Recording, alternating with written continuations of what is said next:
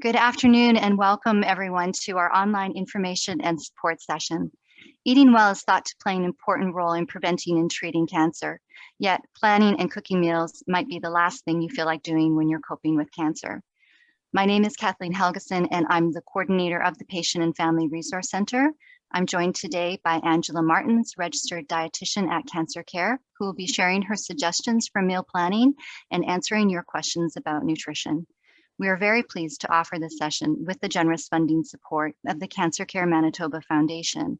I'd also like to take this opportunity to acknowledge that we're meeting from all regions in Manitoba, the traditional land of the Anishinaabe, Cree, Ojibwe, and Dene people, as well as the homeland of the Métis Nation. It's important for us to foster inclusivity and reconciliation and encourage others to do the same. Before we continue, there are a few basic Zoom features I'd like to explain. You'll notice as an attendee, your microphone and your video are turned off. If you have a question for Angela at any time during the presentation, just click on the Q&A icon and type your question. You can also choose to ask that question anonymously by checking the Send Anonymously box before you click the blue arrow to send. My coworker Ellie is also here off screen and will be helping manage your questions as they come in. If you have a technical concern, you can also ask Ellie in the Q&A and she'll answer your question privately and try to assist you. Our guest speaker, Angela Martins, graduated from the University of Manitoba with degrees in physical education and human ecology. She completed her dietetic internship at the Health Science Center in 1992. She has been practicing as a clinical dietitian for the past 30 years, the last 22 of which have been at Cancer Care Manitoba. Outside of work, Angela can be found at the rink or softball field cheering on her two daughters. Welcome, Angela. Hey, thanks, Kathleen. Thanks for joining us today. Yeah, thanks for having me. I'm excited to have this session. I hear there's a pretty good turnout today, so that's awesome.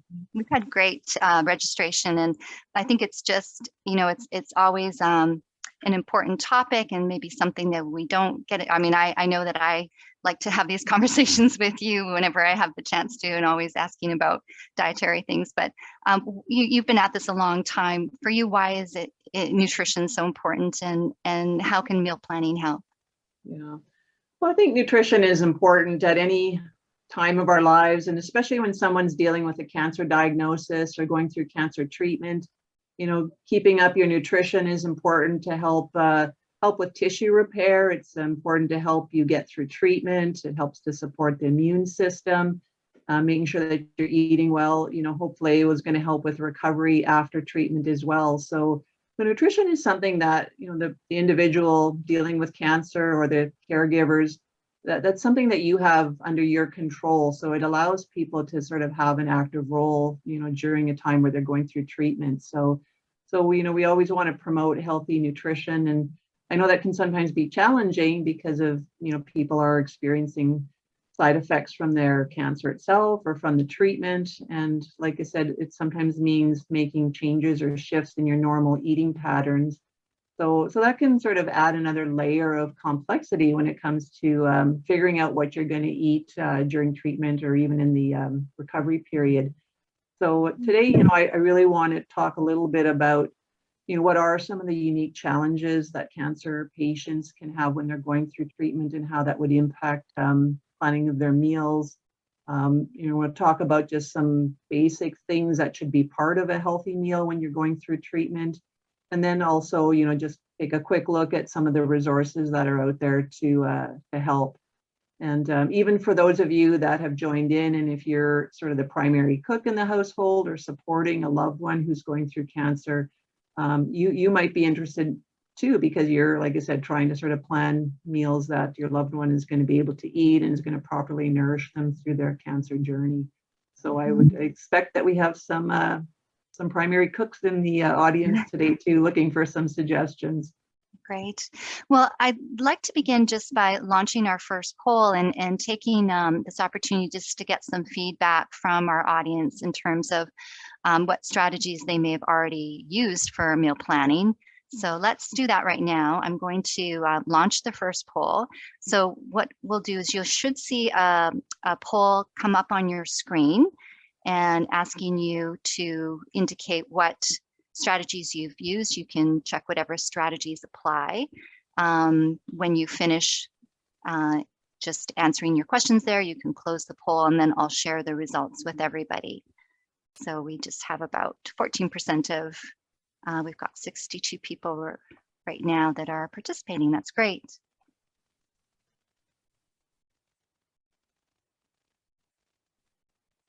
And if your poll isn't coming up on your screen, that might just be that your computer doesn't support it. And so if you're able to still use the Q&A, you can also just send your comments in the Q&A and Ellie will relay them to us.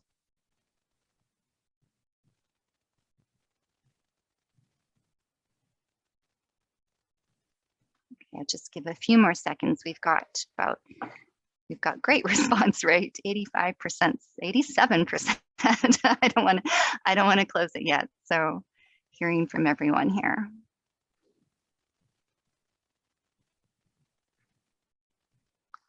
And I have to say that I probably don't use very many of these strategies myself. So I'll be looking for tips on meal planning too.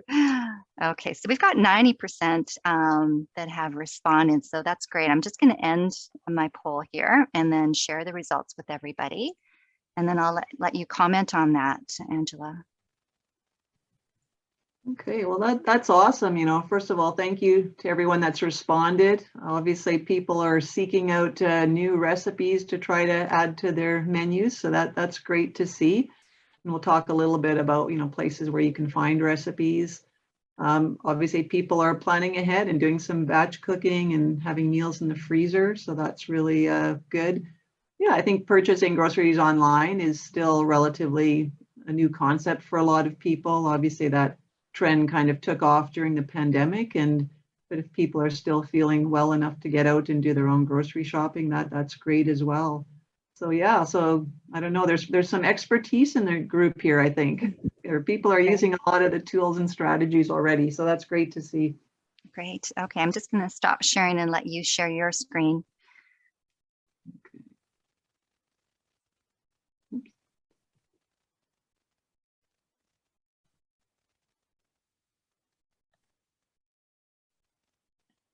Okay, all right. Can you hope everyone can see my, oops. Oh, we just went to the end. There we go. I lost my, let me try that again. These things popping up on my screen there. Okay, that's at the end too. Okay, sorry, give me a second. Let's get to the right slide here.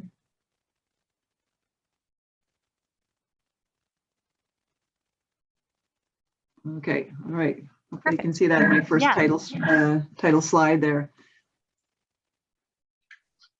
Yeah, so I just wanted to talk a little bit about what is meal planning. And, you know, it is different than someone giving you a meal plan to follow. And I think, you know, as dietitians, we are often approached by our patients or others, you know, can you provide me with a meal plan, something I can follow? And, you know, we tend not to sort of do that on a regular basis because it doesn't, you know, if I have a made up meal plan and I give it to people, they may not like the foods that are on that meal plan. You know, they may not be familiar with some foods, you know, they may not have the cooking utensils to make some of those meals. So we don't typically give out standard meal plans to people because, again, they tend to be static. They don't tend to be personalized. So meal planning is a very different thing than handing out a meal plan. I would sooner help people sort of walk them through that meal planning process so that they can personalize their own menu and, like I said, base their meal plan on things that they enjoy eating or things they're familiar with or things that they can prepare easily for themselves. So meal planning is basically planning what you're going to eat in advance, taking into account your schedule, your food preferences, cooking skills, energy levels, your food budget, etc. So, and again, how far in advance does meal planning need to occur? I think it really varies on what your individual goals are. Some people want to just plan a few days in advance. Some people want to plan things in advance a little further down the line. So again, I don't think there's any hard and fast rule on the timeline there. But on the same breath, what meal planning is not, it's not necessarily a big binder full of weekly meals. I mean, I guess it can be, but that's not sort of a prerequisite when it comes to meal planning. It doesn't have to include just home cooked meals. So if you're planning or making up a meal plan for yourself, it can include, foods that you might order in or go out to eat, So I think it's important that you plan that into your meal plan as well. Not everything has to be sort of home cooked from scratch.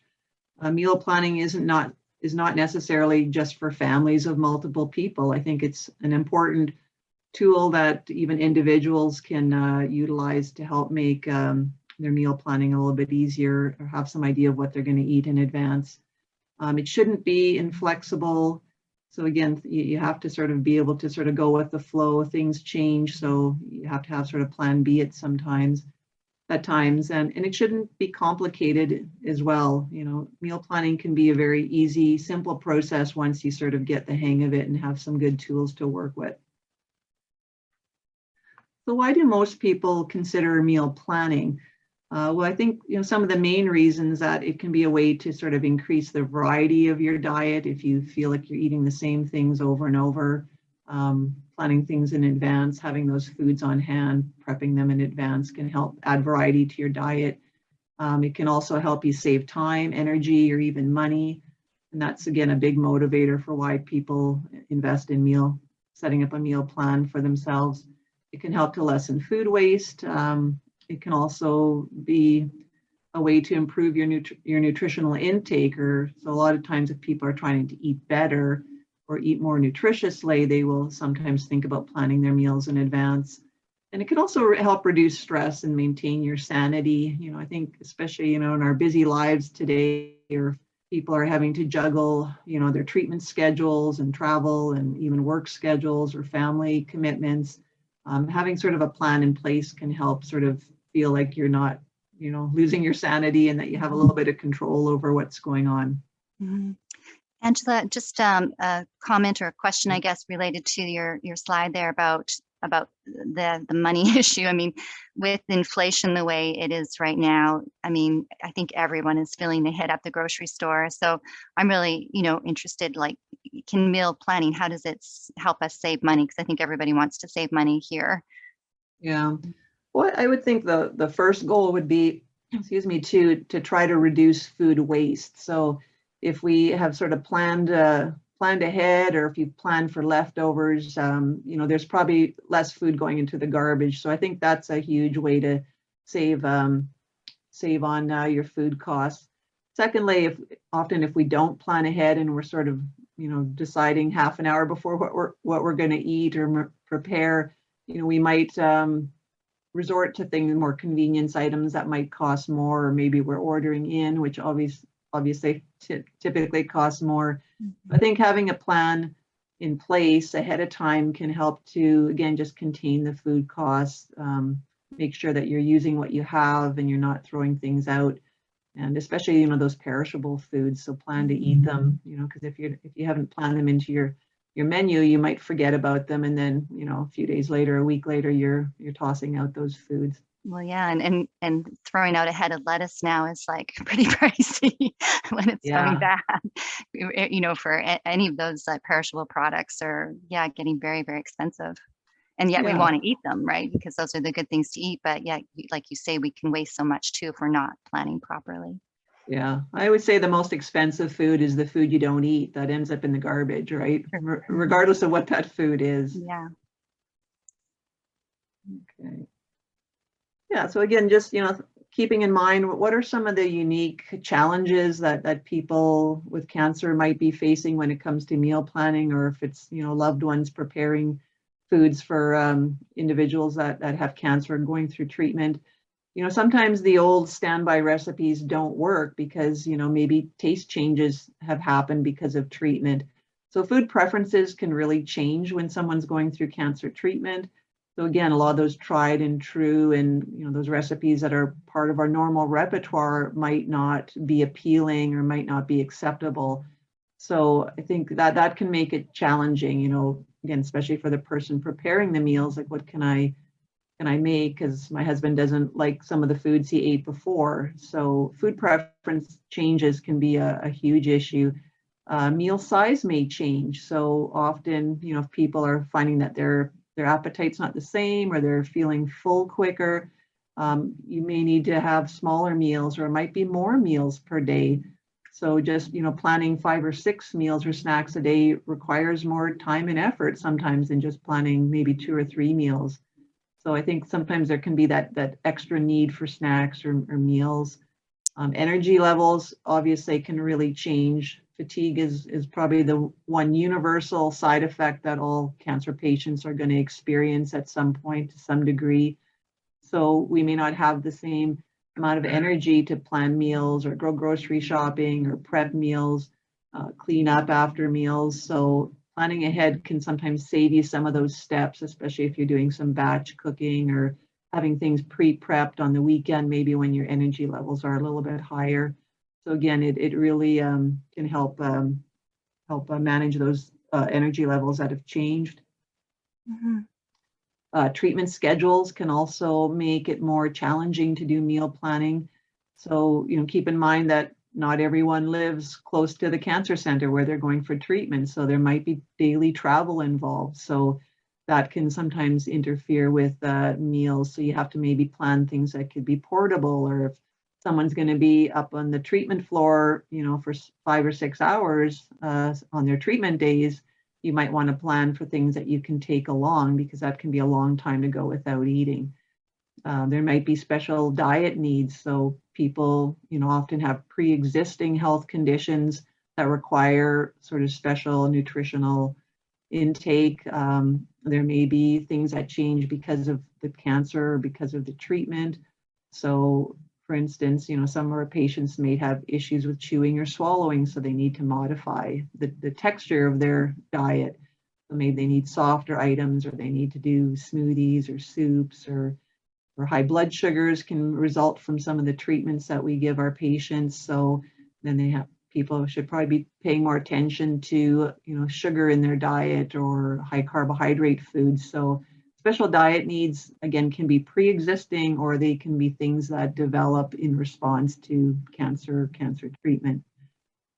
We have to also remember, the importance of fluids and electrolytes. And I'm going to talk a little bit about this later on. But staying hydrated is really, really important. And sometimes we forget to plan meals or menus around things that are going to provide fluids to us. And then food safety, again, is something that we should all think about probably all the time, but that might be a higher priority concern when someone's going through treatment and they may have, be in an immunocompromised state or have low blood counts. So proper food handling is that much more important, checking expiration dates, dating leftovers so that they're not staying in the fridge for days and days. So again, just something else to be sort of a little bit more aware of when someone's going through cancer treatment. Angela, I'm just curious, are there certain cancers, specific cancers that require a more tailored diet, that have more dietary concerns than other types of cancer?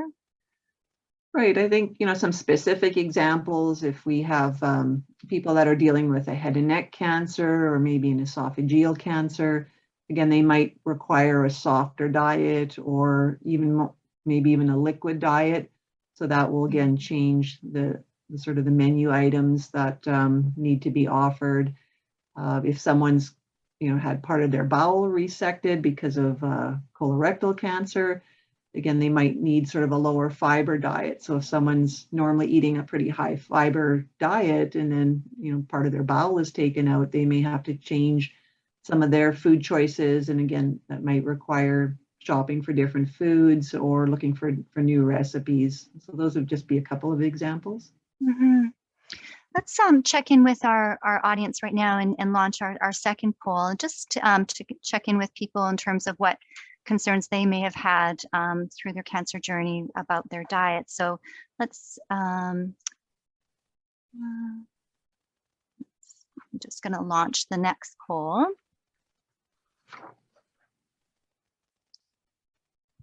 So hopefully you're seeing that on your screen, just asking you about your experience in terms of the concerns that have come up for you during your time with cancer.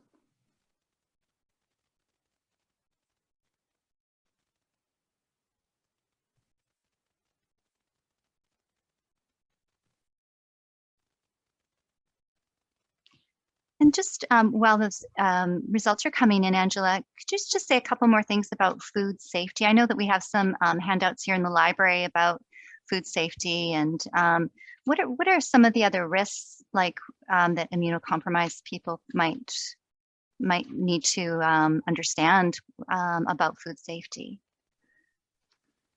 Well, again, I don't think we have special food safety recommendations for people that are going through cancer treatment, but I think just being more aware of sort of safe food handling, obviously making sure that cutting boards are cleaned, making sure that, again, food is dated, so we know, looking at expiration dates a little bit more carefully when you go grocery shopping, or if you're going through items in your fridge.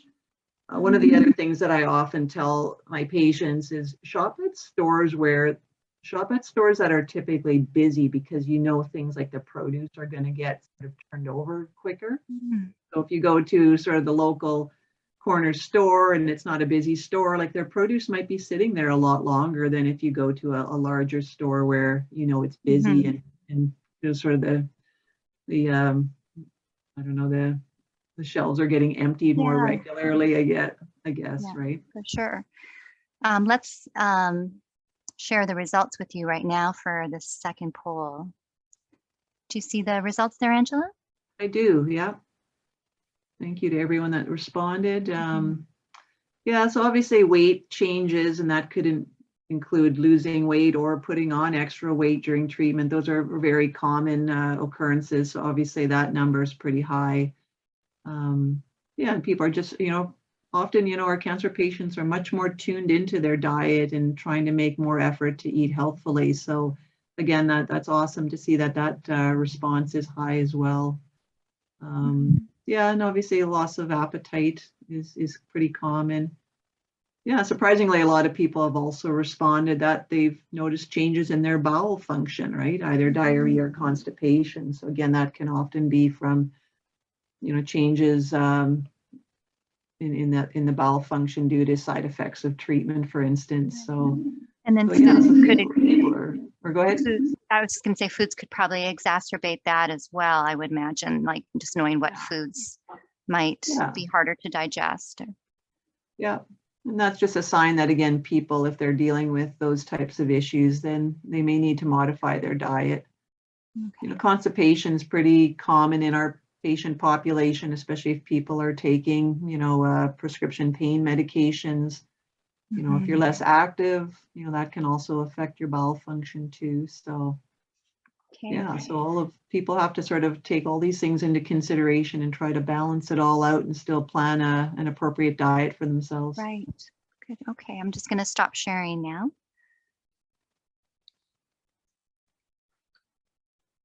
Oh, just a couple of comments though from our audience. One person had written that they had major food and texture aversions. And yeah, that was the other questions. I think I'll just leave for the end, but any comment on that, about that being a normal kind of experience for people having texture aversions, as well as certain foods that just don't go down well, or you just don't feel well eating? Yeah. Well, I think, again, when you think of, chemotherapy, or if people are getting radiation to their mouth area, it's going to disrupt that epithelial lining in our mouth and in our throat. So we're gonna sense texture differently, right? Or if our mouth is dry and it's not, we're not producing as much saliva, we're going to get different texture perceptions. Things like taste are very common. Taste changes are very common in our patient population. And, sometimes if something tastes very unpleasant, people can't even wrap their head around getting the swallowing process going, because our bodies are trained to reject foods that don't taste good, right? That's sort of a protective mechanism that our bodies have, and sort of steered us away from eating maybe foods that were poisonous or so forth. So if something tastes really bad, even if you know it's good for you, it's hard to even kind of initiate that swallowing process sometimes. So yeah, so that can make eating very challenging, especially when certain go-to foods are just no longer aren't pleasant or enjoyable anymore. Yeah, I guess that would explain a lot of children's reactions to certain foods. Yeah, for sure. Just I always no, tell my patients, you don't force yourself to try to eat something that doesn't taste good, because that's you just going to can. backfire on you, right? Yeah. Yeah, so sometimes that means experimenting with new foods and seeing what your taste will sort of pick up on or what will be acceptable. Yeah, so if we just start off with just some real basic meal planning suggestions or tips, how would you go about sort of starting the meal planning process? I think we start by figuring out what your goals are, and just start simple. Again, it doesn't have to be, oh, I have to plan 2 weeks worth of menus. Maybe you decide, okay, for the week of chemotherapy, I want to have some dinner meals ready to go when I get home. So, I'm just going to plan some dinner meals for the week of treatment, could be a goal. Or if you're traveling into the city for treatment, maybe you want to just plan some meals of some items that are portable that you can take in a cooler, or again, to avoid maybe having to go out to eat or pick something up at a restaurant, take something that you can. So that might be the goal. Maybe you want to just have a list of snack ideas that you keep on the fridge and make sure that you have those foods available. So you know that maybe you're going to have days where your energy level is really, really low, and you want to have, again, some of these non-cooked days where you can just grab simple things that are still nutritious and that will fill your fuel tank and things you don't have to spend a lot of time on. Or maybe your goal is, I just want to have a few meals to keep in the freezer. So, maybe attach a number to that. Or maybe your goal is, okay, once every 2 weeks, I'm going to try a new recipe if I'm in the recovery stage or whatever.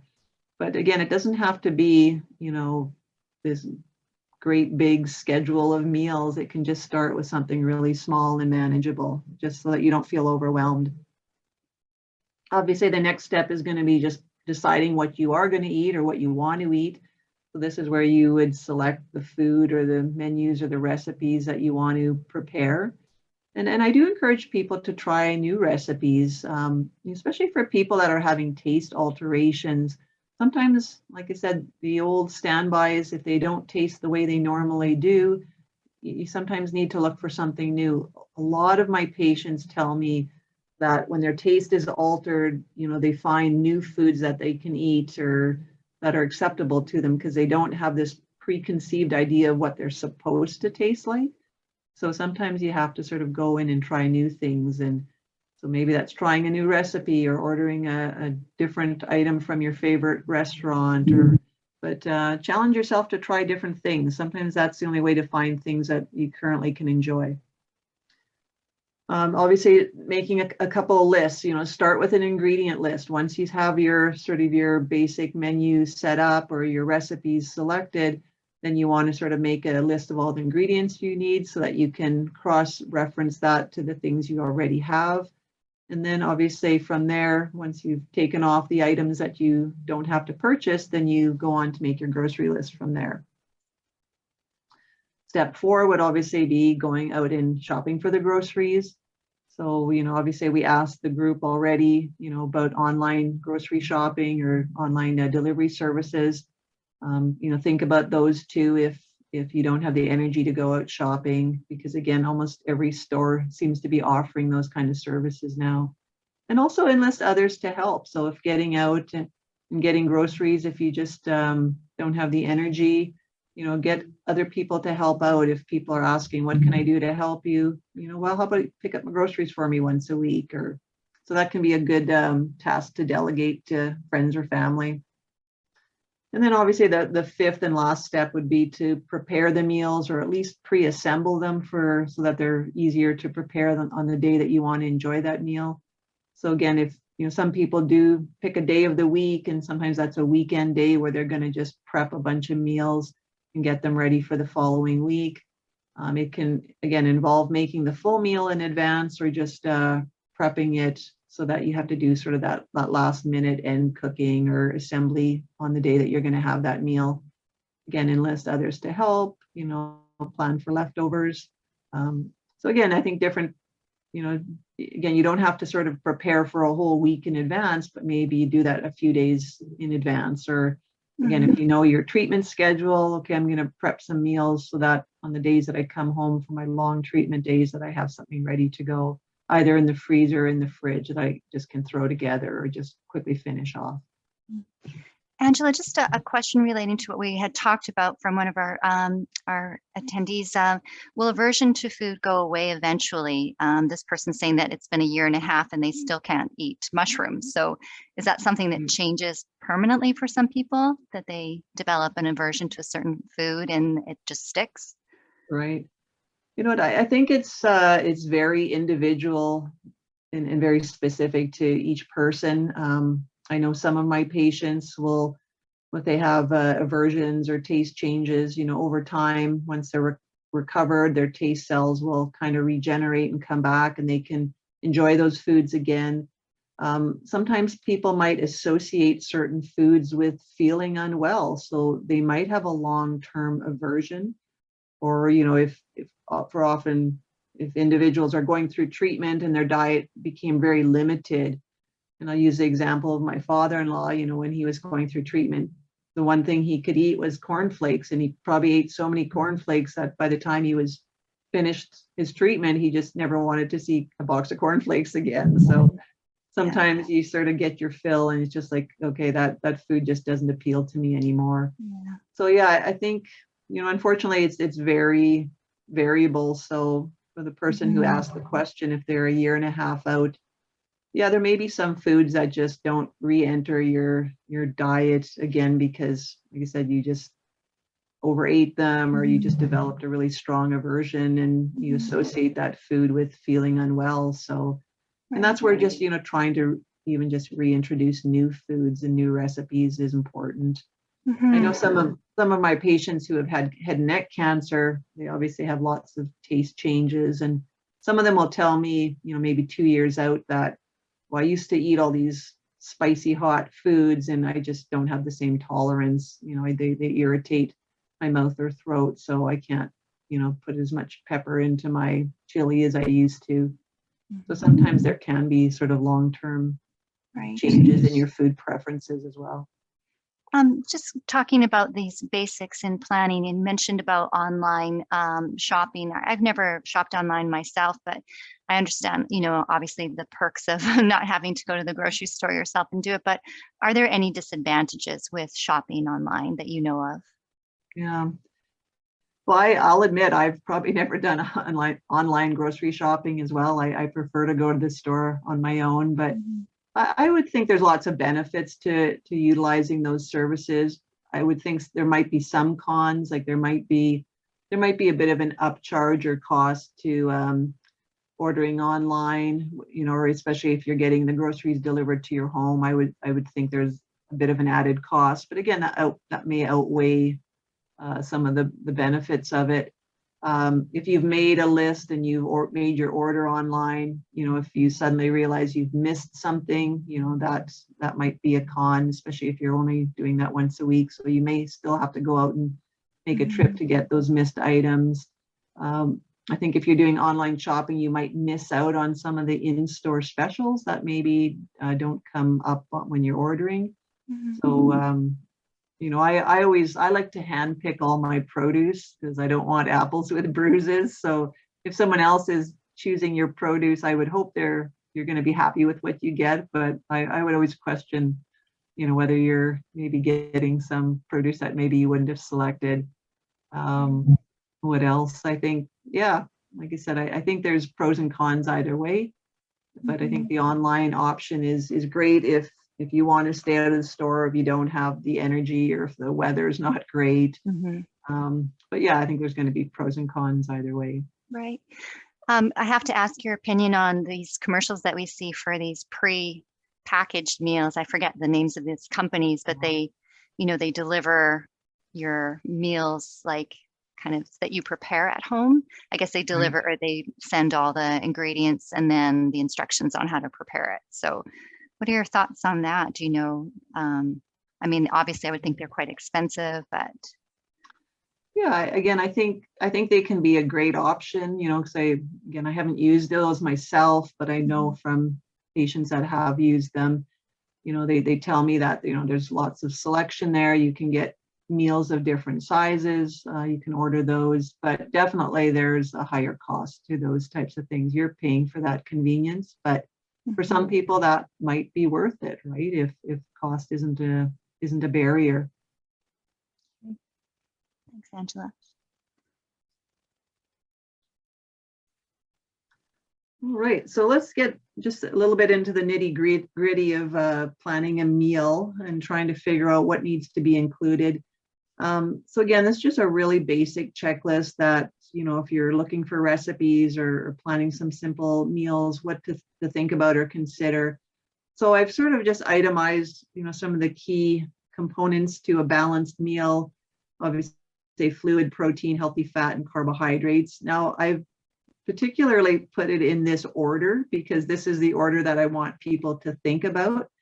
So we often don't think about the importance of fluid, and whether the fluid is part of the meal or whether you're consuming your fluids in between meals, it doesn't really matter. But again, I think the importance of staying hydrated is so essential for our patients. So I always say, don't forget about planning fluids, and keep in mind, fluid can be anything that's liquid at room temperature. So fluid's even especially important when people aren't eating as much as normal. So there can be a higher risk of dehydration. So definitely think about fluids when you're planning your menus. Obviously, protein is pretty high on the list. You know, we are always talking to our patients about the importance of getting adequate protein into their diet. Again, protein is essential. It's an essential nutrient. It's important for a lot of different functions in the body. And we know that, you know, people with cancer often have higher than normal protein needs because their body's trying to, you know, build extra blood cells or to repair damage from treatment. So protein should be something that we factor into all of our meals and snacks if possible. Healthy fats, again, you know, fat is essential for our diet. We need fat in our diet. It's a source of fat-soluble vitamins and essential fatty acids. And I think, you know, for decades we've been told, you know, don't eat a lot of fat, but I tend to say to my patients, you got to get that fat in your diet. That doesn't mean putting everything in a deep fryer, but making sure that you plan for healthy fat. And then carbohydrate, I've sort of left last. Again, carbohydrates are part of our diet, but they're not as essential as the protein and fats, but we still want to get them into our diet. But again, that's sort of the last thing to plan. So again, you want to get the protein, healthy fat in first, and then plan some carbohydrates. So carbohydrate we get from things like vegetables, fruits, or starchy side foods. So that's just a little checklist. If you're wondering, you know, is my meal balanced? Is it checking off all of those boxes? So again, you know, starting with fluids, make anything that's liquid at room temperature counts for fluid. So milk or soups or broth, water, obviously, you know, teas, all those smoothies. You know, we want to make sure that fluids being well represented. And don't forget about things like electrolytes when you are not eating well. So again, when we don't eat well, our body is going to diurese or flush out fluid and electrolytes more readily. So it's really important if you're having let's say a day or even several days in a row where your intake is very little, you have to get the fluid in and you have to add some electrolytes. So something like a salted broth or an electrolyte replacement is important because again, the body's going to tend to flush those out when you're not eating. So don't forget about fluids.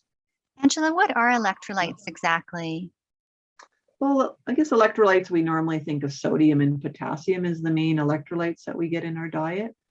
So again, the kidneys are going to flush those out more so when we don't eat. So it's really important that, you know, if you're not eating well, add some salt to your food. I know a lot of people are always being told, you know, easy on the salt, don't have salt, but our body requires salt, right? Requires potassium. And a question from one of the attendees was about drinking coffee. We also had a question about drinking alcohol. Are these things considered to be appropriate fluids to be consuming as well during cancer treatment? Yeah. Well, I think, well, let's talk about alcohol first. And obviously, I'm not going to suggest people drink more alcohol to stay hydrated. And obviously, alcohol can have a dehydrating effect on the body. And it can also, if you're going through active treatment, alcohol may, may interfere with the treatment, or you may, you can experience the effects of alcohol sometimes more easily when you're going through treatment. So alcohol is obviously not something that we're going to recommend. And generally what I tell people is the alcohol should be moderation. You shouldn't really be counting that toward your fluid intake. Coffee, on the other hand, again, if someone's drinking a few cups of coffee, there probably is some net contribution of fluid to the diet with coffee. But again, keep in mind that coffee can, worsen reflux for some people. It does act as a bit of a diuretic. We don't typically tell people to avoid coffee, but you don't want to be drinking 2 pots of coffee a day and saying, okay, my fluid's good. But coffee does count, but we don't want it to make up the majority of your fluid intake. And how about the differences, or is there a difference between drinking fluids at room temperature as opposed to having them refrigerated? I think that's just a taste preference thing. Sometimes if people are maybe having issues with diarrhea, or they have sore mouth or throat, the temperature, paying attention to the temperature is important. So again, it really depends on the individual. Some people find that colder fluids, are just more pleasing to them. But again, I think it really depends on the individual. If people have a lot of sort of soreness in their mouth or throat, you might want to lean towards liquids that are a little bit more tepid in temperature, more at room temperature. Yeah, so I think, planning for the protein, and, this slide just, again, lists high protein foods. So things like fish, poultry, meat, eggs, cheese, any of your dairy foods. Vegetarian options would obviously be nuts or seeds, nut butters, legumes. Hemp hearts have a fair bit of proteins. Quinoa is also a good quality high protein grain. Soy beverages. And some people, if they just can't get enough protein, might have to consider introducing a protein powder. So think about protein when you're planning your meals. Healthy fats, again, I tend to call healthy fats anything that's naturally occurring in foods. So, think about full fat dairy, avocados, nuts and seeds have lots of healthy fat in them, fatty fish, etc. And then there can be added fats, so things like oils and butter and ghee and those types of fats. And those are especially important as a source of energy if people are eating less or experiencing unwanted weight loss. Angela, just a question from one of our attendees about soy. Is soy something that you can eat? Is there any issues with that, or? I think, soy is fine. I know in the past, there's always been a controversy around, should women with estrogen receptor positive breast cancer, should they be consuming soy?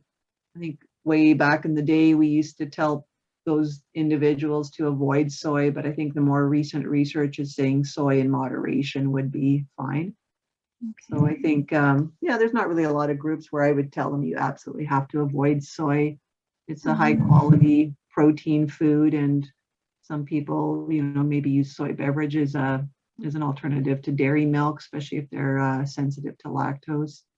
So again, I don't tend to tell people to avoid soy. Okay. And just another question, we talked about coffee. Is decaf tea preferable to caffeinated tea, or is there no difference?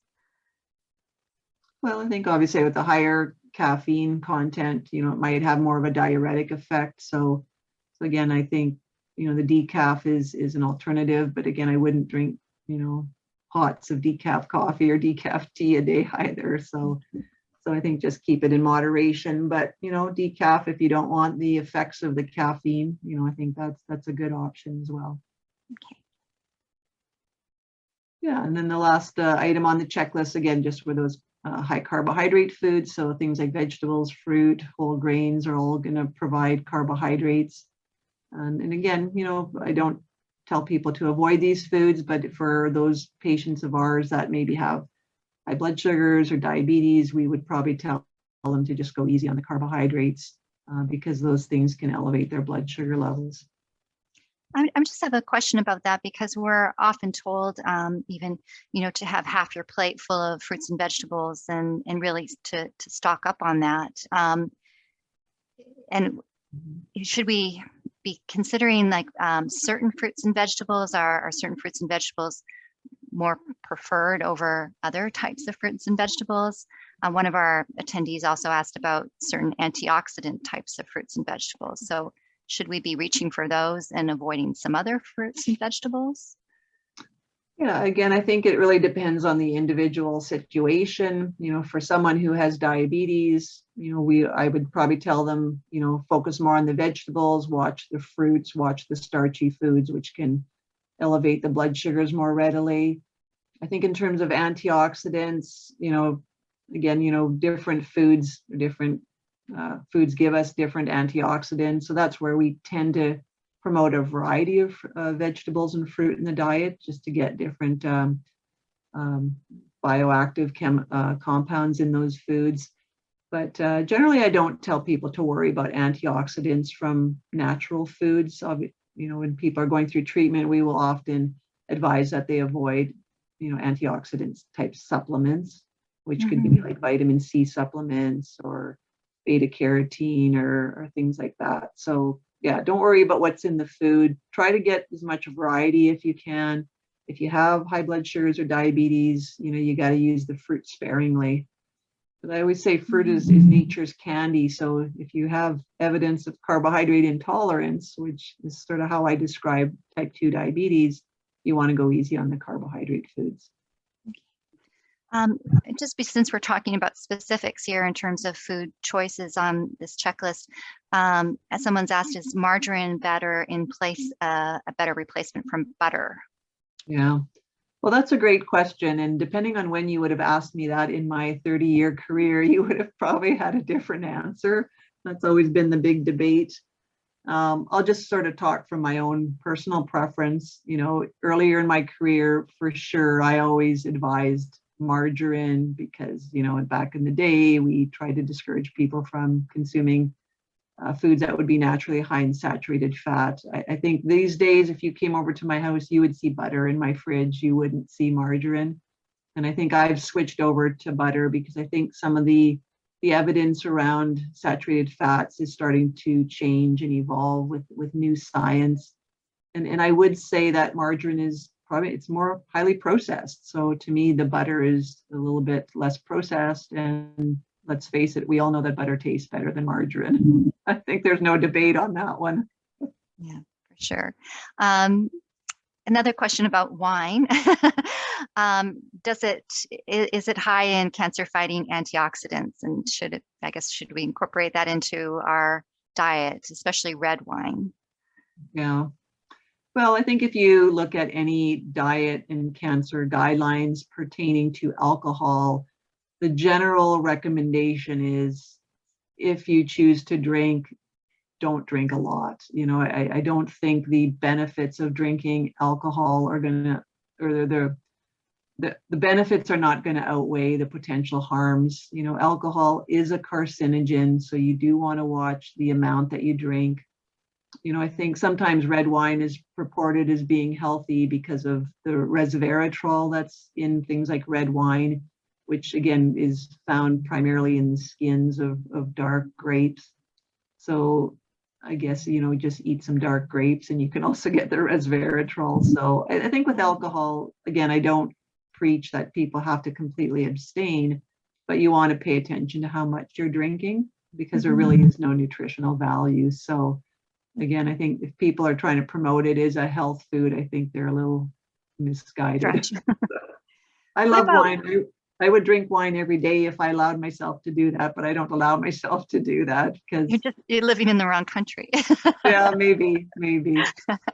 So, How about somebody has a question also about fluids again, diet drinks. What's your thoughts on those? And also fruit juices. yeah. Well, my general recommendation around fruit juices is to try to limit them if you can. I just, excuse me for a second, I have a bottle of juice in my office here. I'll show you how much sugar is in there. Mhm.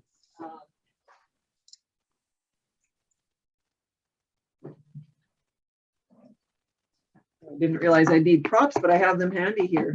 So here I have, you can see that it's a 450 ml serving of unsweetened apple juice. So this has no sugar added to it.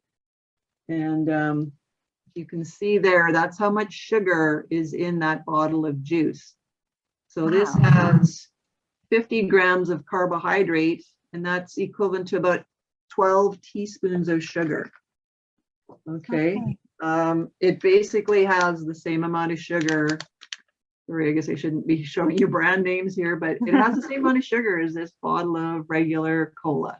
So yeah, so I think people often think that juice is healthier, but again, it does have the same amount of sugar, and sugar is sugar.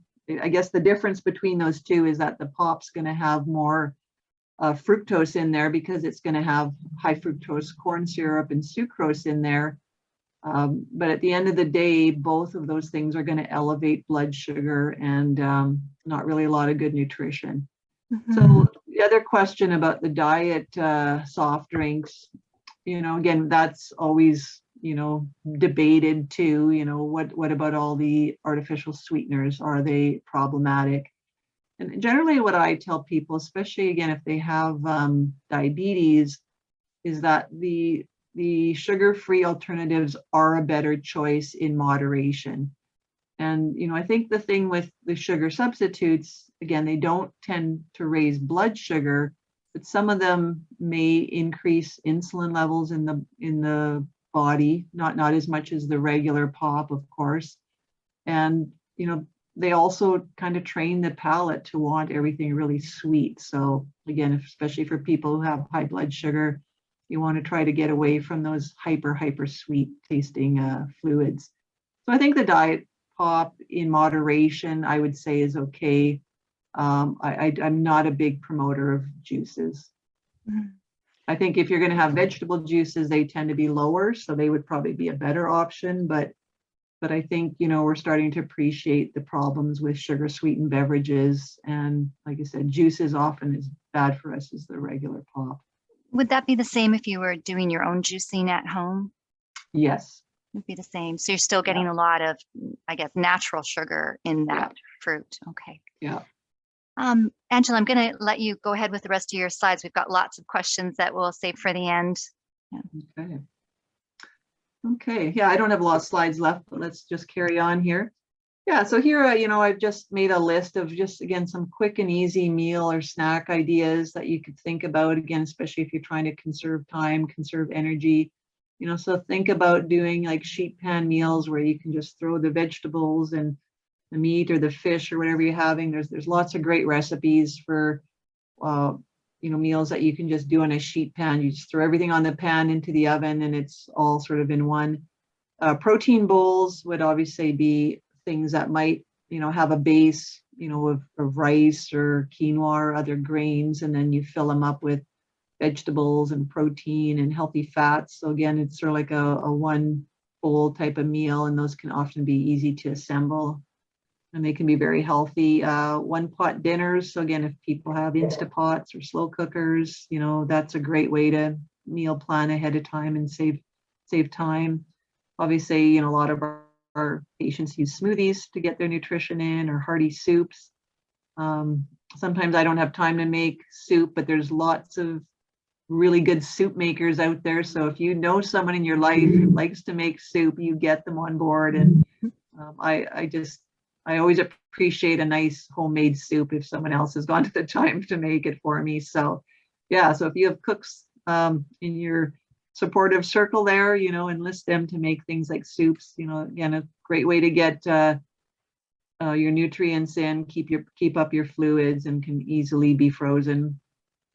Entree salads, again, often if I come home late from work, I just throw a salad together with some protein and some healthy fat. And again, it's just quick and easy, and away you go. Energy balls, I'll share a recipe for those. Those can be a quick grab and go type of snack idea as well. So this is one of my favorite recipes that I give out to my patients. It's just, again, if you have a slow cooker, it's so easy to make homemade broth, and it tastes so much better than the store-bought broth. You know, I tend to, if I roast a chicken or if I buy one of those pre-roasted chickens from the deli, I just tend to hang on to the carcass and the bones. I throw it in a Ziploc bag and put it in my freezer. And once I've accumulated enough bones, I throw them into the slow cooker with some water. This one's got celery, onions, some apple cider vinegar, and salt. Just throw them all into the slow cooker, cook it on high for an hour, and then I turn it down to low, and I'll often just let it simmer for a day or two, strain out the solids. And then again, it's a really good fluid to be consuming because it's got like the minerals, and you could throw some salt in there for the electrolytes, and it can serve as the base for a homemade soup. But and again, I think broth is a great thing for patients to be drinking, especially on those days where their intake is maybe reduced. So that's a nice, easy broth. You just put it in the slow cooker and kind of forget about it for a couple of days. So this is one of our attendees had asked about adding electrolytes into the diet. And so if electrolytes essentially would be the salt that you would find in broth, would that be? Yeah, and I think, again, the bones from a carcass are going to have minerals. So they're going to leach out of there, right? So yeah, sometimes I'll even tell people to add a product called half salt, which has potassium and sodium in there. Obviously, you can buy electrolyte powders and tablets, but they tend to be more expensive. But a homemade broth, whether you use chicken bones or beef bones, like I said, is just really nutrient rich. And yeah, like I said, adding some salt or half salt to it can be a great way to get electrolytes in. Because sometimes people don't want to use the sports drinks because they taste sweet, right? So sometimes that sweetness is kind of a turn off to people. So this is a great way of getting something that's a little bit more savory or salty into your diet for your electrolytes. So this can be a good option too. Yeah, it's not the only option. Some people, we have recipes for homemade electrolyte drinks that do have a little bit of orange juice and salt and stuff in them. So there are recipes you can find online as well.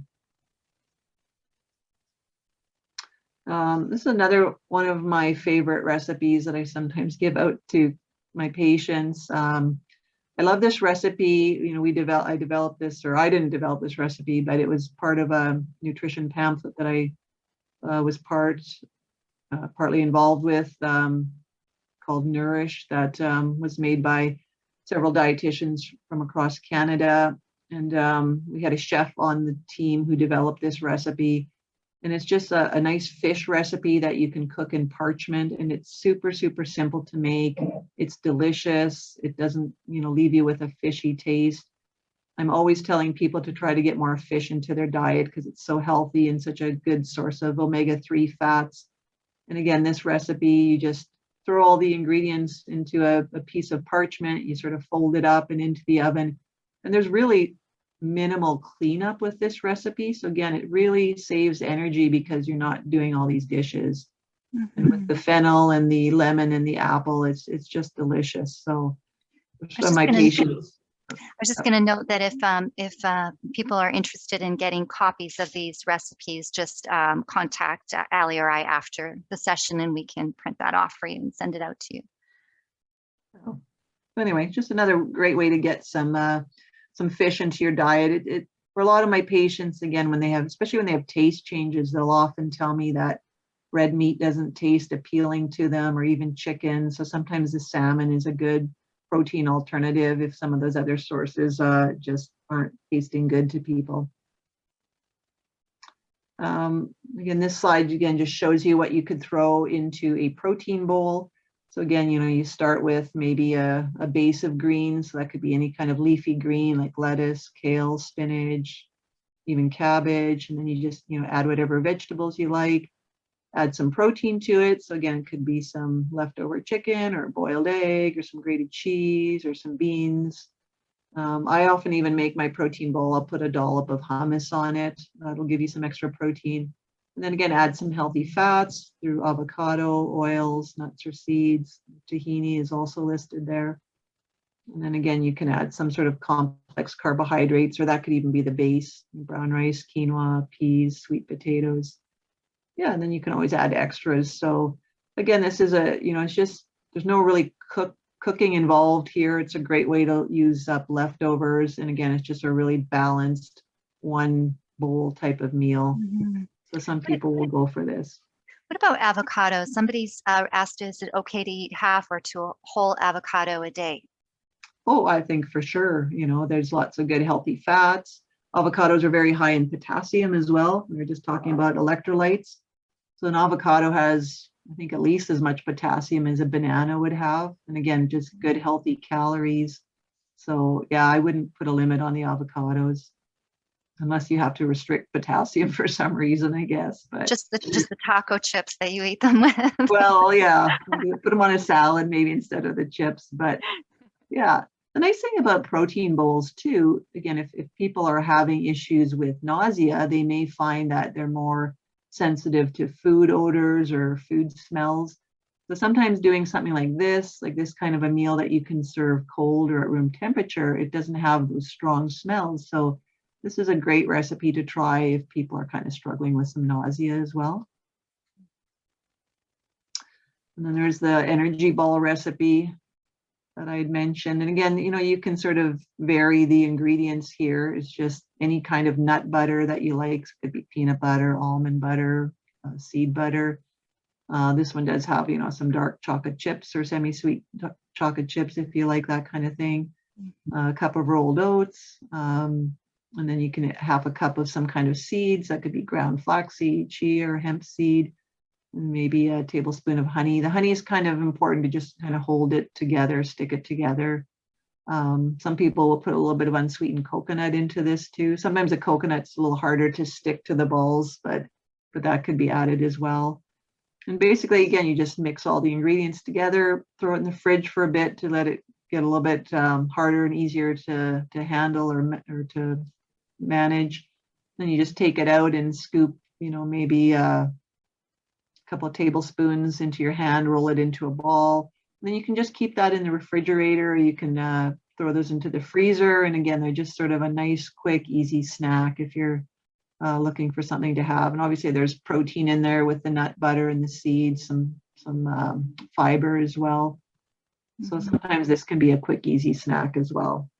Yeah, and one of our attendees asked about that in terms of a suggestion for a snack that would be healthy, and this looks like a healthy and tasty snack for sure. Is there any difference in the nut butter that you choose to use, like peanut butter versus almond butter or cashew butter?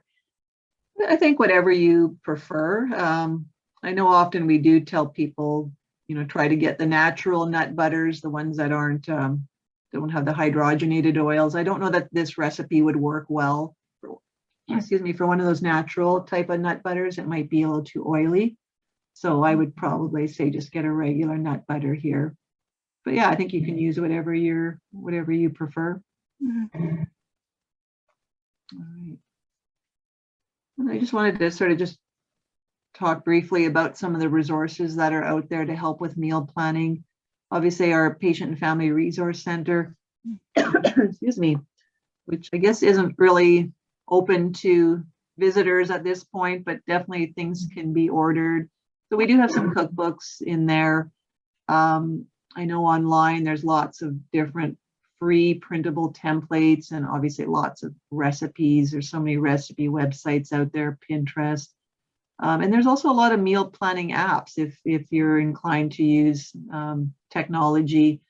I think these are great tools that people can easily use, and they're really interesting. And I'll show you a few names of some of those. But yeah, I think there's so many resources out there that you can access even from home. I probably shouldn't admit that I do this, but sometimes if I go to the bookstore, I'll go to the cookbook section and start flipping through cookbooks. And if I see a couple of recipes I like, I'll just snap a little photo of them, and take them home and make them. Because And sometimes share it the can be, recipe. yeah, like if I find a book that I have lots of recipes that appeal to me, I'll purchase the book. But sometimes there may just be one recipe in that book that you'd like to try. So you didn't hear that suggestion from me, but you can do that too. Well, we are still sending books out from the library and other resources. So if anybody's still looking for cookbooks or recipes, feel free to contact me, and I can always send things in the mail. Yeah, and we do have some recipe books, like we have a nice soft foods cookbook. So again, if people are having to look for soft recipe ideas, like that's a great resource. Like, so again, that might be something that's harder to find at the bookstore or online. So, even some of those more specialized cookbooks, we might be able to help you out with. Yeah, in terms of the meal planning apps, I sort of Googled what were the top meal planning apps, and these are some of the main ones that came up. I haven't checked out all of these apps, but I've checked out the Mealime one, which I think is a really good one. But like I said, if you like technology and you like to check out different apps, these are just a few suggestions. Obviously, this list isn't all inclusive, but yeah, you might find a meal planning app that's really handy and has some nice recipes on it. So, go out there and look for stuff. It's, like I said, there's so many tools available that we can access in the comfort of our home these days. We kind of need to take advantage of that. So I know for the Mealime app that I sort of mentioned, I've just sort of shown you here a couple of screenshots. So you can actually go into this app once you've downloaded it. You can select what type of menu or diet you're trying to look for. So, if you prefer, low carb, they have low carb options. If you're doing Mediterranean diets, or if you follow a vegetarian diet, you can actually go in and select the type of menu or diet that you're following. So it kind of already is personalized that way.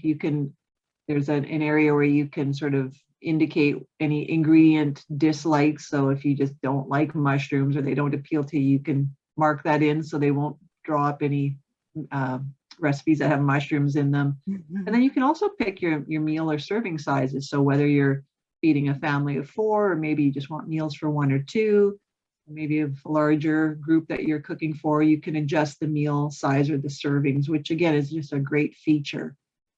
You can also import your own recipes into these types of apps. And there are often lots of recipes you can choose from. So again, in that first screenshot there, you can see I've shown you they have like quick and easy recipes. They've got breakfast recipes. Like I know that snacks is another one, or dinner recipes. Some of the meal planning apps, there may be a subscription fee, but usually that's just for additional features. So often a lot of the stuff is free, but if you want to have access to all the recipes, you might have to pay a small subscription fee, but every app is different. You can save meal plans that you've selected on these apps. And then from there, it will actually generate a grocery list for you as well. So then you have your grocery list right on your phone when you go shopping. But like I said, it's crazy the technology that's out there now. So I would encourage you, to check out some of these apps, play around with them, see if they're going to meet your needs. And again, they can also be a good place just to look for new recipes, even if you don't use the meal planning feature on them. And I'd be interested to know if other people have used different meal planning apps and what they liked about them, and if they have any recommendations. Yeah, so I think just to wrap it up, like I said, planning your meals in advance can have a lot of benefits. It does usually require a little bit of extra time and effort up front, but it usually pays off. Again, you don't have to make this a big onerous task. Just start small and keep it simple. Again, allow for some flexibility, because again, if you plan some meals and then all of a sudden you're not feeling well that day, you might have to rethink things or have a backup plan. Enlist the help of others, whether that's helping with meal prep or grocery shopping. If you've got kids at home, these are all things they can help with too. And keep in mind, there's lots of great resources and tools out there free of cost, and so check those things out. And if you're really struggling with meal planning, you can talk to one of the dietitians here at Cancer Care. Like I said, I'm not throwing out this offer that we're going to develop individual meal plans for everyone. We don't really have the time or the resources to do that. But maybe we can just help guide you and start you in a certain direction. Or if you want to run by meal plans past us, you can reach out to us, and here's our contact information. Thank you, Angela. We can leave that up. We've got lots of questions. I feel like this is going to be like 75? that. 75 questions. No, there's not some, but there's lots of questions. So I'm going to try to fly through them so that I can answer, or that you can answer everyone's questions. So this might be kind of like really speed answering, but just for the sake of the time that we have left. There's been a couple of questions about breast cancer, about avoiding certain foods to lessen the production of estrogen, question about flax. Any just sort of general information that you can share about that? Yeah, again, that whole idea that our plant phytoestrogens, again, these are estrogen-like compounds that occur naturally in food, do they promote growth of estrogen-sensitive cancers? I think, again, that most of the research that I've seen is saying that they probably don't. So in moderation, I think those foods would be fine, whether that's flax or soy or things like that. Now, I will discourage people from using soy-based supplements or powders or things like that. But again, when we look at the amount in food, I think the most recent guideline around soy in that specific patient group is 2 servings a day of soy. It should be fine. Some people just choose to avoid it, because that's their preference. But again, we don't tell people they should abstain, but maybe shouldn't go hog wild on having high soy foods every day.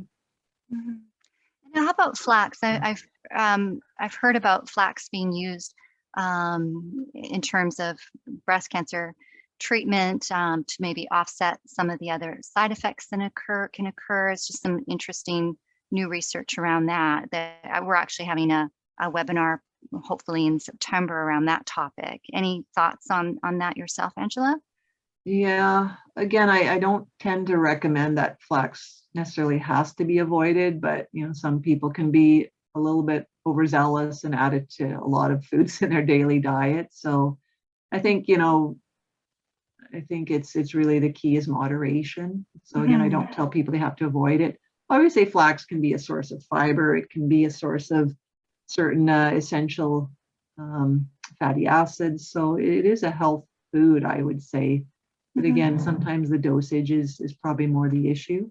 Okay. So yeah, I think flax is healthy for most people. Again, I don't necessarily tell certain groups of patients to avoid it. Maybe if someone needs to be on a lower fiber diet, I might tell them don't go overboard on the flax. But. Okay. How about for lowering cholesterol? Can you do that through diet? Well, definitely there's foods that have been shown to reduce cholesterol absorption in the gut. And, we often think about things like oatmeal or some of the soluble fibers. I think the whole role of cholesterol in heart health, again, is kind of being debated these days. I think, we've done away with the recommendations telling people to, avoid eggs if they have high cholesterol. But again, I think there's a lot of controversy around that and what exactly is the role of cholesterol. So again, our bodies do need cholesterol. That's an important nutrient for cell membranes and other functions. So again, I don't think cholesterol is the driving issue when it comes to things like heart disease. Heart disease is probably more linked to inflammation than anything. So again, you can eat foods that have soluble fiber that are going to lower your cholesterol absorption, but you got to remember that, keeping cholesterol really low probably shouldn't be the goal. Okay. There's a couple questions here now talking about colon cancer. And this one question, is there certain eating habits that have been shown to be a contributing factor in the development of colon cancer? Yeah, I think that's, I think generally speaking, when you look at sort of some of the cancer prevention diet related guidelines, When it comes to specifically colorectal cancer, we're often told to limit things like processed red meats, increase intake of dietary fiber. There are some studies showing potentially a link to high sugar intakes. But generally, bump up the fiber, watch the processed red meats in particular, watch alcohol. The problem with a lot of those guidelines is they're based on observational studies, which, again, doesn't tell us much about what the mechanism is that's involved. It doesn't tell us, what's the cause and effect there. These are association type studies. So we have to be careful about what kind of, direct conclusions we draw from that type of research. Obviously, there's always room or this need for more nutrition related research, I feel. But generally, those are the current guidelines around colorectal cancer. I generally tell people, don't go overboard on the processed red meats. Try to eat a higher fiber diet, watch your sugar, limit the alcohol. And probably more importantly is stay at a healthy body weight too. And obviously don't smoke. Those are the other sort of key things when it comes to lifestyle prevention strategies. So this next question, Angela, I'm going to give you 30 seconds. Okay. No. Make it a yes, no. It has to be a yes, no question. No, this is a big question. I know you have lots of opinions on this about lessening sugar and sugary foods. What are your thoughts on that? Yeah, that's a whole other presentation on its own. Bottom line is our bodies don't need sugar. Most of us eat too much sugar. And in my opinion, sugar is addictive and it can definitely do damage to the body in high amounts. And, I think we need to start recognizing that our sugar intakes have increased. Sugar is added to a lot of food. The thing is, sugar drives up insulin in the body. Insulin's a growth factor, and we're starting to link that to a lot of diseases associated with metabolic syndrome. The problem with sugar too, especially sucrose and high fructose corn syrup, is that the fructose component of those sugars, our cells in our body can't use fructose.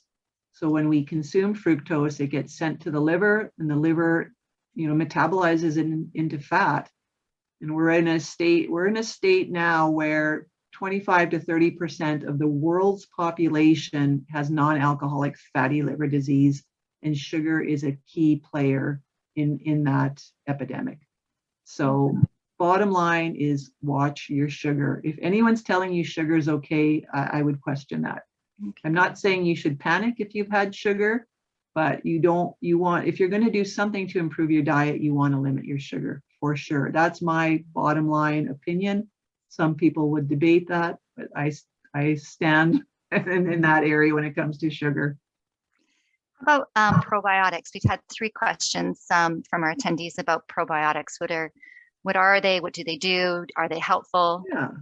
Well, probiotics, I guess, are kind of like natural bacteria or live bacteria that we get from certain foods. Obviously yogurt would be an example, fermented foods. And we have to remember that, our body, especially in our gut, we house, this microflora in our gut, which is primarily bacteria, but it can include, fungus and yeast and other things. But most of our gut microbiota or microbiome is comprised of bacteria that live in our gut and that have this symbiotic relationship with us. Our gut bacteria take care of us and we have to take care of them. So probiotics are just versions of those more healthful bacteria that we can get in our food. When people ask me if they should be consuming probiotics, I say, yeah, that can be something that could be part of your diet, but you probably want to increase your prebiotic food intake. So prebiotics are kind of like the fibers that we eat that feed the bacteria that are already in our gut. When you consume probiotic foods, those bacteria are kind of passing through the gut. I always say they don't take up residency in our gut. They're just passers-by. They're just going through the colon. So, if you really want to breed good bacteria in your gut, it's really about eating the fiber and the prebiotics. That's going to be more important. So that's why they often, on the yogurt commercials, they'll tell you if you're going to have yogurt, you should eat it every day, because the probiotics, again, are just kind of passing through. They don't get embedded or take up residency there. Okay. Just moving along through our questions here. So how many, so actually, no, I did want to ask you, there was a couple of questions about fasting and about, I guess the question about, eating at intervals and fasting, or what are your, and just, is it okay to do religious fasting when going through treatment? So I know some people have different motivations for doing fasting. What are your thoughts on that? Right. Yeah, I think fasting is a real popular topic, and a lot of people are using fasting for various reasons. They're looking to lose fat by fasting, or they're maybe trying to improve their blood sugar control. Obviously, a lot of people fast for religious reasons. And obviously, the role of fasting in cancer is probably controversial at this point. I know there's been some early studies looking at fasting and whether, when we fast, does it especially protect our healthy cells when we're going through things like chemotherapy? Again, I think the research is still pretty much in its infancy at this point. So yeah, I think there can be benefits for fasting, but there's definitely certain people that should avoid fasting. And I think people that would fall into that group would be people that are struggling with their intake and losing weight. I wouldn't encourage fasting in those individuals. I think obviously women that are breastfeeding or pregnant shouldn't fast. It's not for kids. It's not for the frail elderly. If people are taking certain medications, such as blood pressure medications or diabetes medications, they should talk to their physician or their healthcare team before they embark on any kind of time-restricted eating or fasting. Yeah, I think fasting, there is therapeutic benefit for fasting, but people have to be selective in who uses it.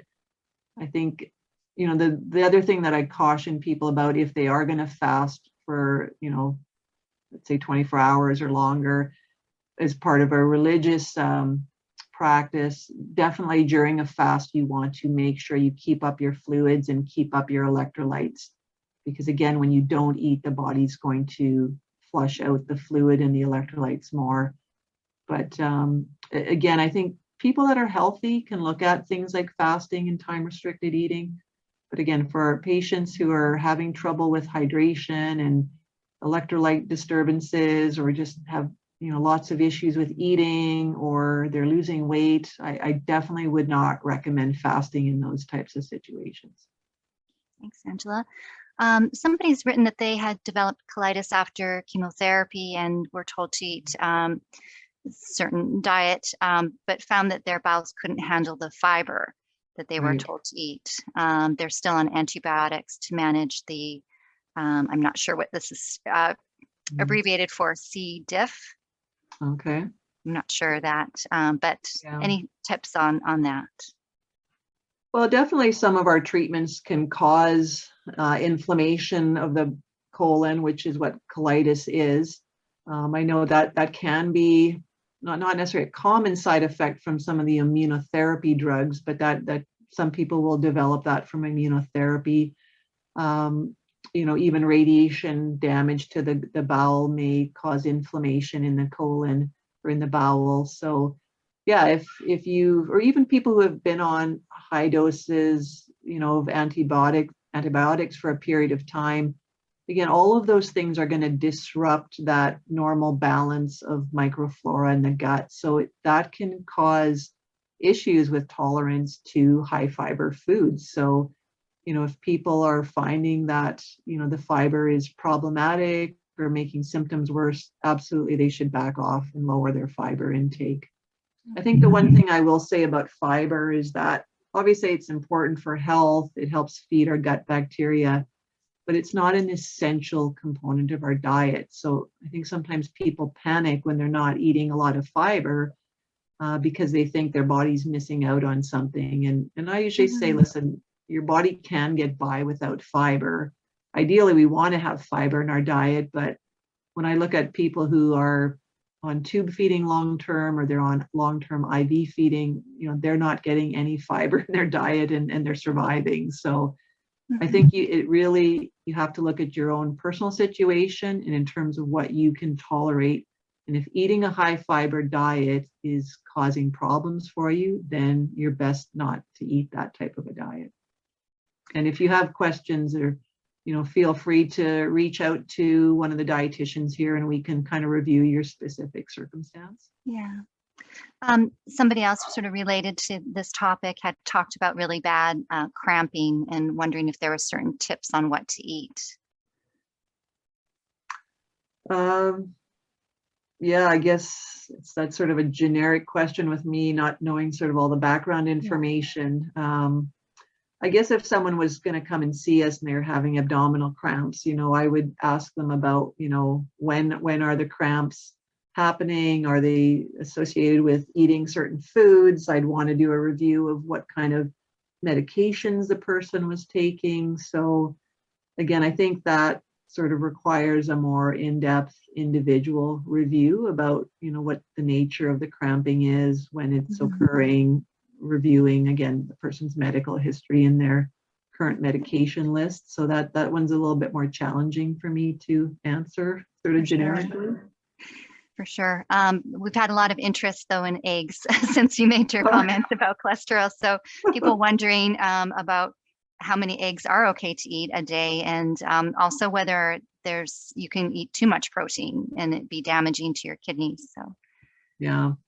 Well, again, I don't think there's a magic number when it comes to eggs. And I always use as an example, I had one gentleman, he had a head and neck cancer. He was going through treatment, and his diet was really limited. In the last few weeks of treatment, he was eating 12 eggs a day just because that was the only thing he could tolerate. Wow. And we sort of said, whatever you can eat, just eat it. But again, I think, I guess for some people, if they ate a lot of eggs, they might develop some kind of sensitivity there if it was just overexposure. But again, I don't, if people want to eat an egg or two a day, I don't necessarily poo-poo that. I think that's fine. I think eggs have good nutritional value. They're relatively inexpensive compared to other sources of protein.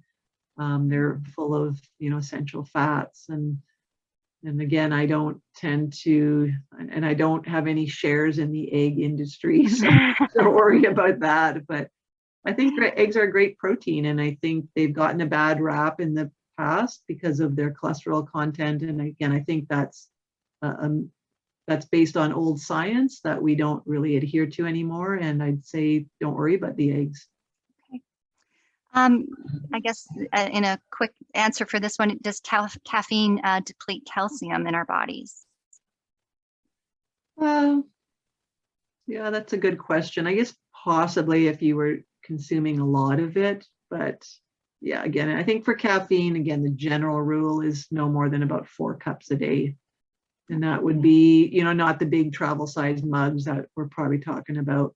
24 ounces of coffee is sort of what the Health Canada recommendation is, or that's what it used to be. So I'm thinking that's kind of where it is still.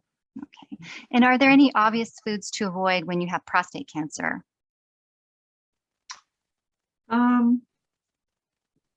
Again, I don't think we have a specific list.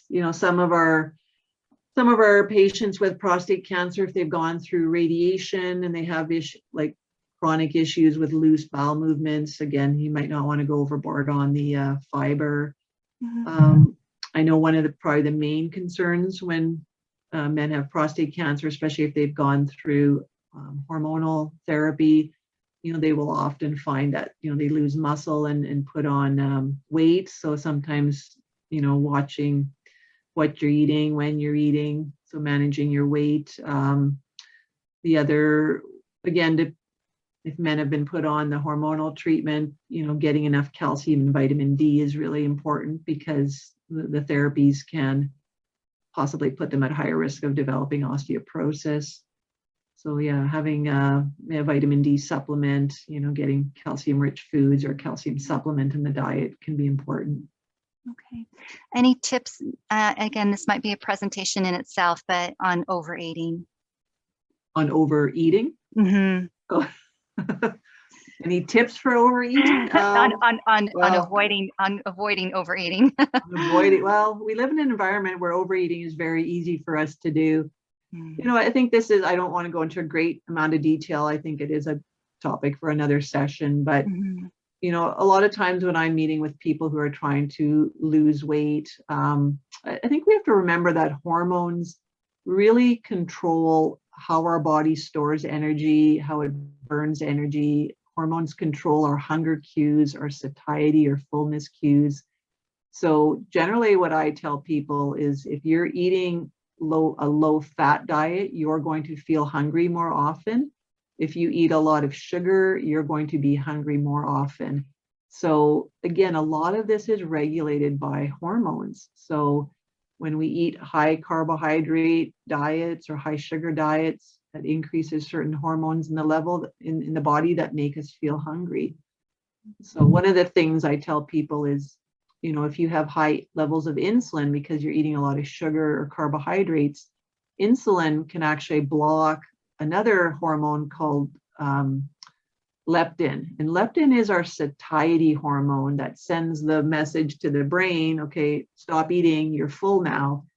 So when people have high levels of insulin in their system, it can block that messaging to the brain. And one physician that I follow sort of points it out is when your insulin is high, your brain won't see leptin. And that's why you'll feel hungry. And we see that in, let's say, if we give patients corticosteroids, we will see their blood sugar and their insulin go up, and they will often have this, increase in their appetite, and they'll crave sweets. And so we know that certain hormones can affect things like our appetite, our fullness cues, the way our body stores fat, the way our body breaks down fat. So it's really eating in a way to manage some of those hormone levels. And again, I think that's sort of a topic for a future session. Yeah, for sure. There's 4 quick questions. Well, 3 are quick, I think. Is farm salmon okay to eat?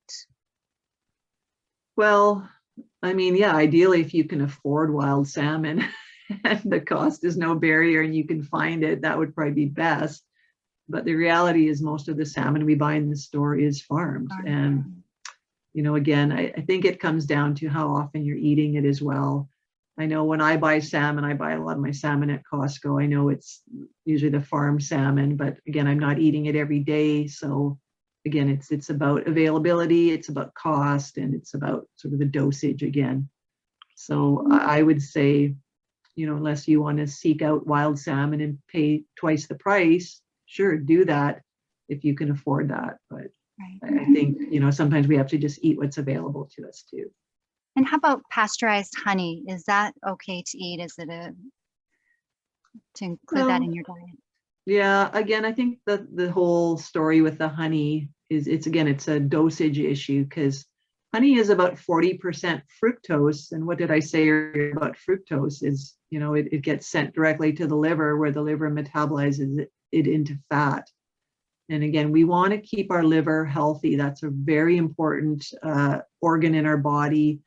And if it's full of fat, it's not going to function properly, and it's not going to help you detoxify your body from all the drugs and the chemotherapy that we give it. So again, I think liver health is something that's really needs to be on the radar a bit more. And again, fatty liver is a huge problem in our society.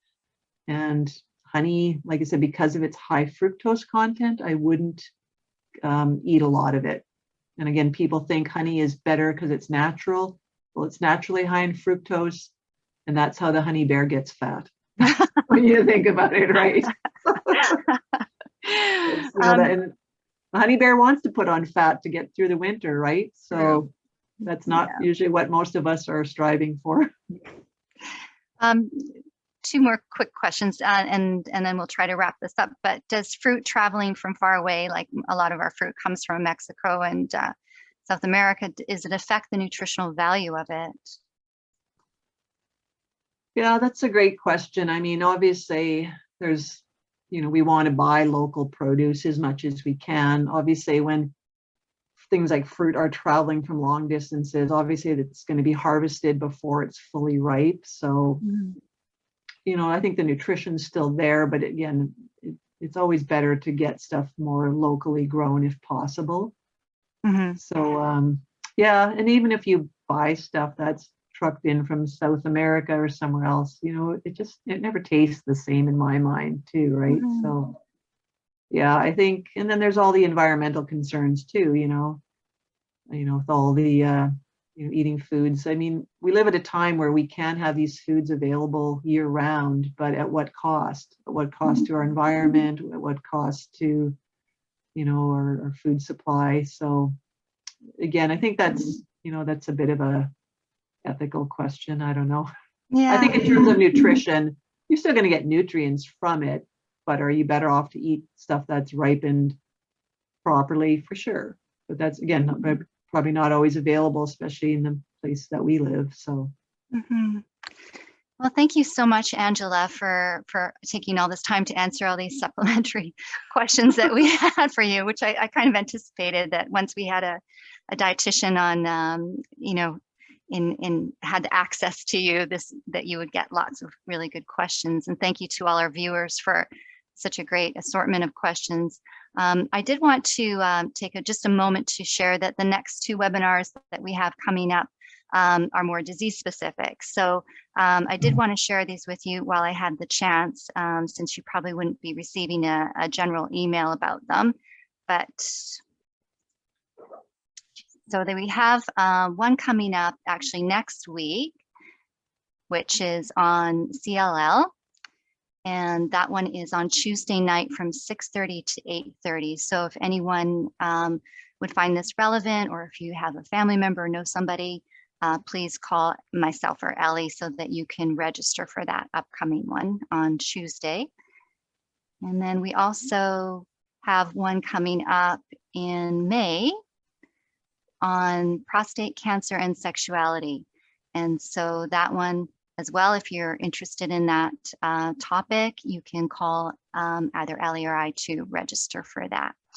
So I just did want to take a moment to share that with you right now. And also just to remind everybody to please take a few minutes to complete our evaluation, because we're planning for fall sessions now, and we really appreciate your feedback. It's been instrumental in helping us kind of guide us as to what topics are of interest to people. So thank you again, Angela. That was a wonderful discussion. And I'm sorry if I missed anybody's questions. We tried to get as much as we could included in this hour and a half. Well, we've gone a little bit over, but thank you again, everybody. Okay, take care. Bye. Bye.